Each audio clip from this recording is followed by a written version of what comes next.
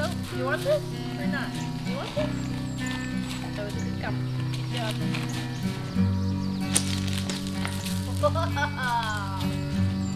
catch. Woo! Oh, here goes again.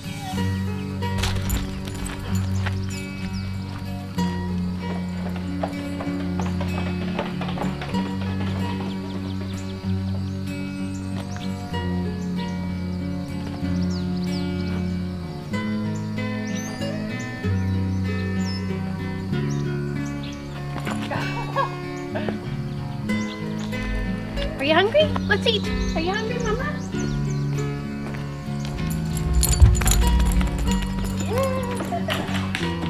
Where's the hungry girl? Good morning. So a couple of people have asked me in the past, in the comments, to show them a grocery haul. Buttercup's tied up here. The wolves are back. They came back yesterday. So yeah, she's tied up. She's not tied up very well, so she may get loose and I might have to run after her. Hey, leave that, Mama. Okay. Okay. Peach, can you back up the truck, please? Come on, back it up. Good girl. Okay, leave it. No. Come on, leave it. I recently did a Costco order. I've never done that before, but I will definitely be doing it again. So the type of food I buy generally is relatively boring. In 2015, I was diagnosed with cervical cancer. Nope, come on, back up. Come on. Don't pull this stuff with me. Sit. Leave it. Yep, she's not happy there's meat out here. She'll get over it. So I was diagnosed with cervical cancer. I was really lucky. I was stage 1.25 or something like that. So I consider myself incredibly lucky. But since that experience, I have no cancer now. I had surgery and they told me probably within 2 weeks of my surgery that I was cancer free. I still get tested every year and go through all that stuff, but I just, overall, I'm super lucky. But my eating habits changed significantly after my surgery. So I'm definitely not perfect all the time, but I really try my hardest not to eat processed food. When I go to town to do a grocery run, I will get a Reese's peanut butter cup chocolate bar to treat myself, but other than that, I just try and eat whole foods as much as possible. So, and I don't eat gluten. I'm just right now trying to figure out what's causing my eczema. So gluten, dairy, caffeine are some really big culprits of what causes eczema. So I have cut pretty much all gluten, dairy, and caffeine out of my diet. Dairy, I do have cream in my coffee, my decaf coffee. So yeah, I'll eventually have to cut that out and see if that's what's causing it. But anyways, so this is my haul. So from Port McNeill, I got a bunch of beef liver. I eat a lot of liver. So the foods that I eat, it's really important to me that whatever I put into my body is nutritionally dense. So organ meats are super good. And nope, come on, back up. Back up. I know, we'll put these away soon. So I've got a lot of beef liver, and then below that I have chicken thighs. I don't like chicken breasts. I eat chicken thighs, but I eat it mostly for the protein. I also really love chicken, but I just want to get something for the protein.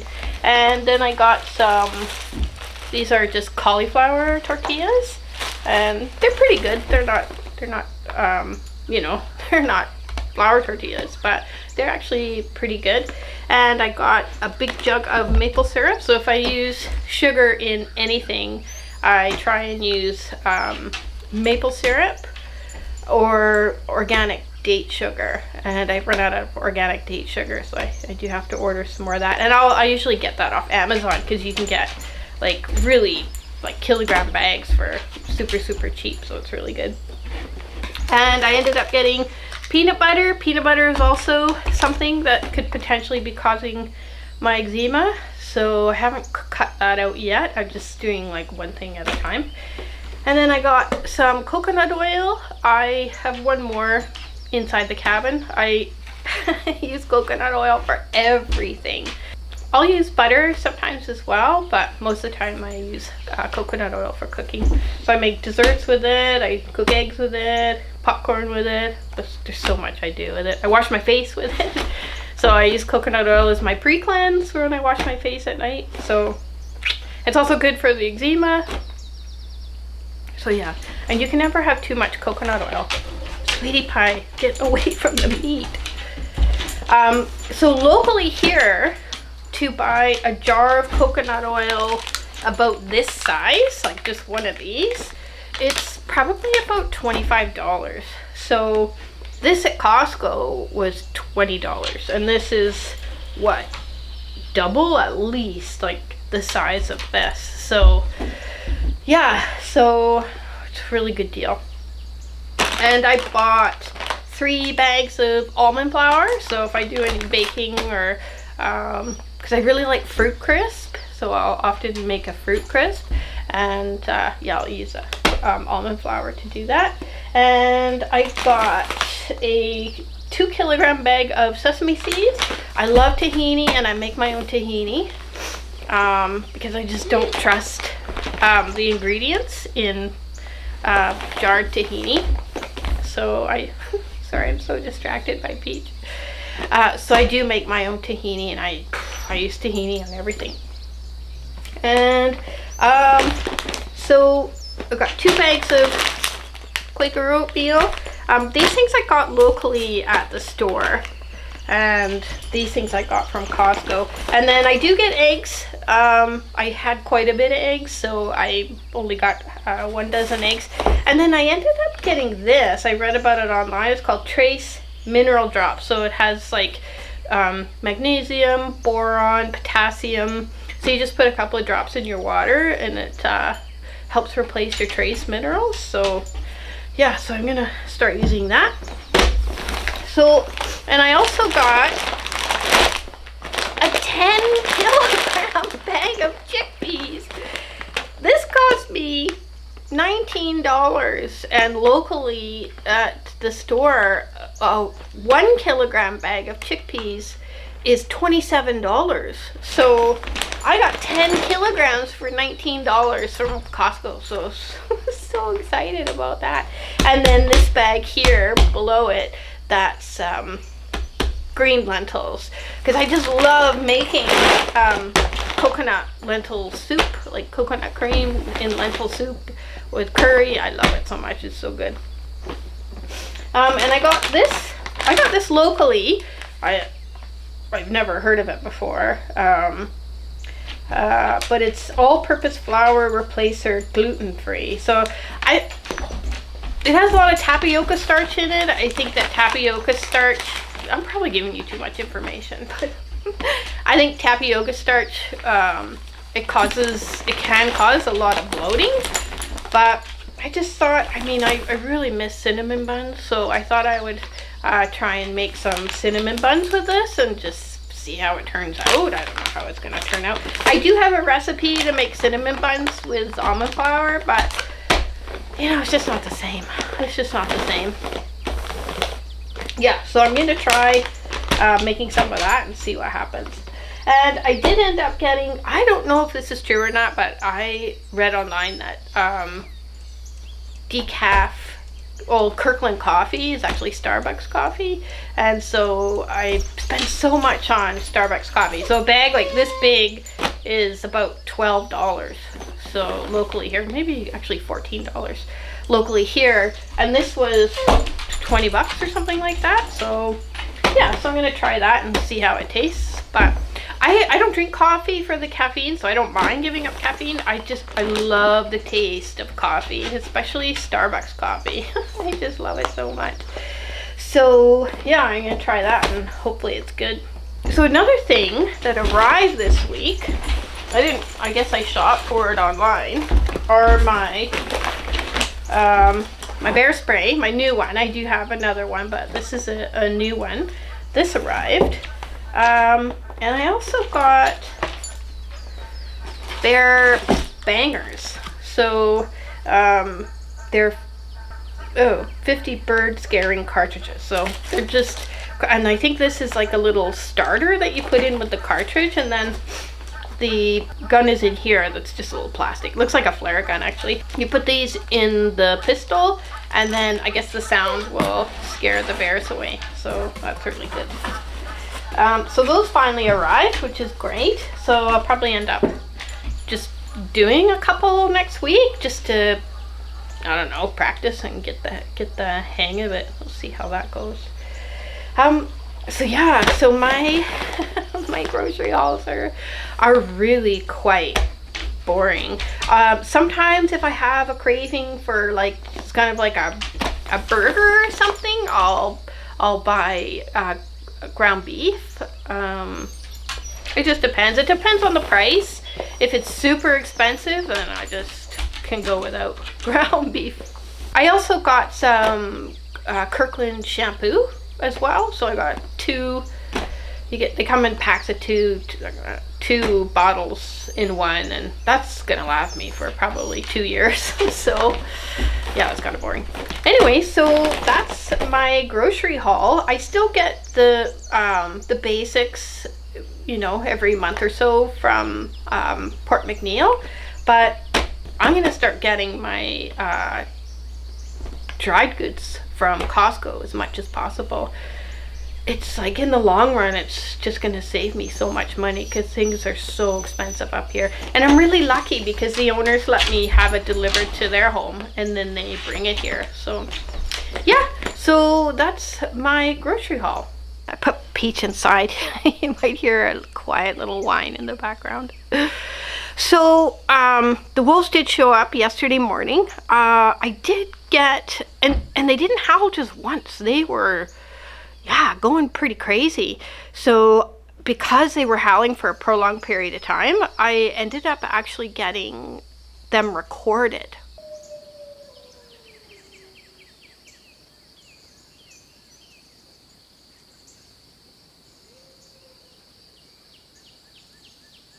So yesterday we heard them. It was probably about 7 in the morning, maybe. It was early, but we haven't heard them again. So that makes me wonder if they had just got themselves some breakfast or something, because yeah, they were howling quite a lot.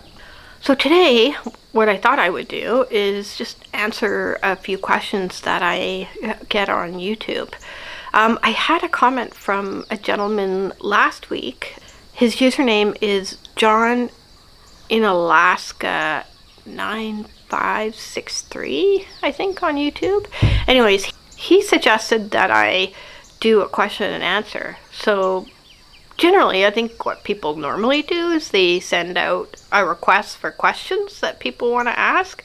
But I was so busy last week with client work that I just didn't do that. So anyways, I thought what I would do is just answer some questions that I get on YouTube. So I'll just do them in the order that I see them on the app here. I am a new viewer, subscriber here, thank you. Interesting lifestyle, okay, thank you. What is your ethnicity, Amanda? You look Icelandic. Icelandic. I'm not Icelandic. My sister always used to tell me I looked like an elf when we were younger. Yeah, but my ethnicity, my mother, she's passed now. She was from Birmingham, England. And my dad, who's also passed, he grew up in Saskatchewan, but his parents, I believe, were from Scotland. So I've got a Scottish-British background. Another gentleman asked, Amanda, enjoying your videos. You live a truly beautiful part of the world. Just curious, I've seen a lot of your videos. I'm a subscriber. I don't think I've seen your sales up. Am I missing videos with the sales up, or do you just prefer motoring? That's actually a good question. So sailing in BC is a bit complicated. In the areas that I sail, you've either got winds that are going to kill you, or you've got winds that aren't working with you, or you have no winds at all. So the places that I sail, I mostly sail up and down Georgia Strait. This is the first time I've come this far north. So on Georgia Strait, when you're heading north, it's rare. Like in the 10 years that I've sailed up Georgia Strait, never once have I had winds in my favor.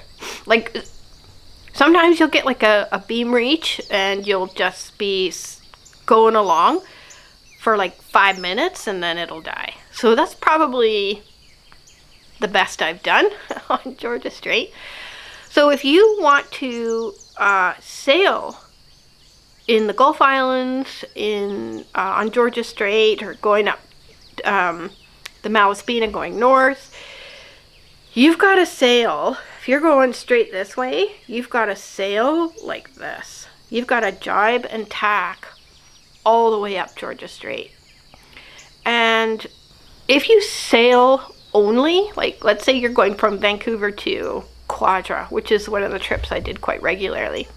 So when I'm power sailing, which is I have my front sail up and my motor running, it takes me about 3 days to get from Vancouver to Quadra.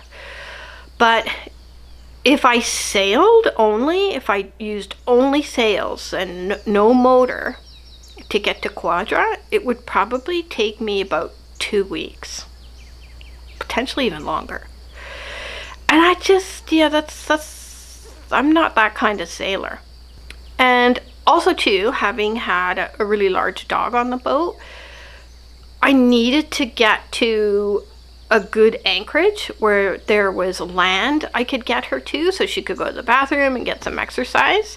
And those are few and far between going up Georgia Strait. So I had to make it to a specific place by the end of the day.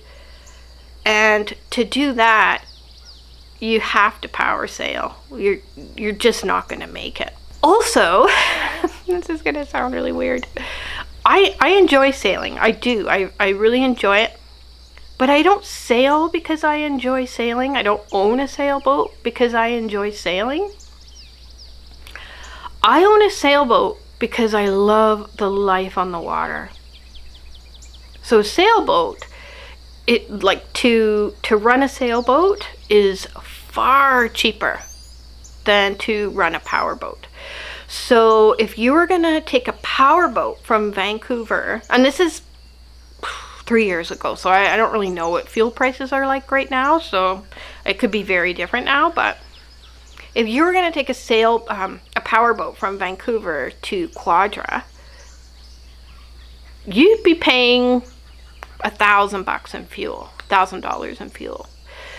To take my sailboat, motoring under power sailing, my sailboat from Vancouver to Quadra, it was probably $120 in diesel. So yeah, it's way cheaper. But I mean, if you've got big winds out there, you'll often see, some people out in their sailboats just loving it. That's not me. If there's big winds, you'll find me in a safe anchorage with my fire going, a hot chocolate, and cuddled up with a blanket reading a book.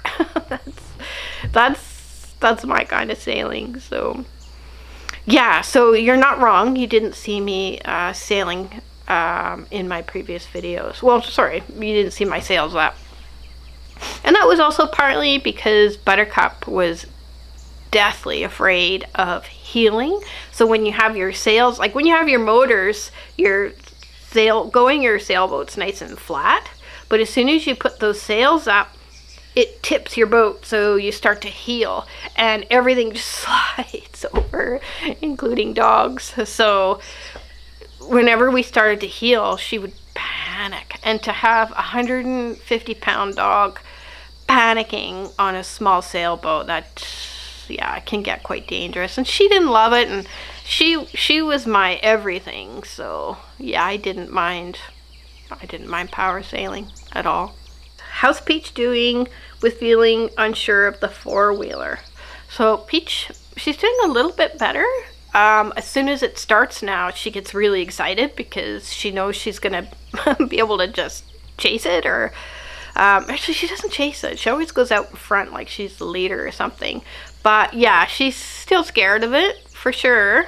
She doesn't get too close to it, but she's definitely getting a lot better. This isn't really a question, but it's a comment, but I just wanted to comment on her comment. You are multi-talented, Amanda. I would not have a clue how to change an oil filter. So I have had a couple of, it's mostly women who made the comment that they wouldn't know how to change an oil filter.